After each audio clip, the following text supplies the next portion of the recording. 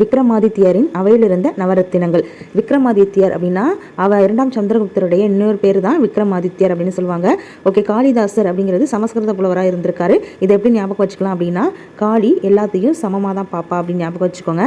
ஹரிசேனர் சமஸ்கிருத புலவர், ஹரி எல்லாத்தையும் சமமாக பார்ப்பான் அப்படின்னு சொல்லி ஞாபகம் வச்சுக்கோங்க. அமரசிம்மர் அகராதியியல் ஆசிரியர். ஓகே, அகராதி பிடிச்சவன் ஒரு இடத்துல அமரவே மாட்டான் அப்படின்னு சொல்லி ஞாபகம் வச்சுக்கோங்க. தன்வந்திரி மருத்துவர், மருத்துவர்கிட்ட வந்திரி அப்படின்னு ஞாபகம் வச்சுக்கோங்க. காக்கபாநகர் ஜோதிடர்னு கொடுத்துருக்காங்க. ஸோ இது எப்படி ஞாபகம் வச்சுக்கலாம் அப்படின்னா, கிளி ஜோசியம் மாட்டோம், காக்கா ஜோசியம் பார்க்குறாங்கன்னு சொல்லி ஞாபகம் வச்சுக்கோங்க.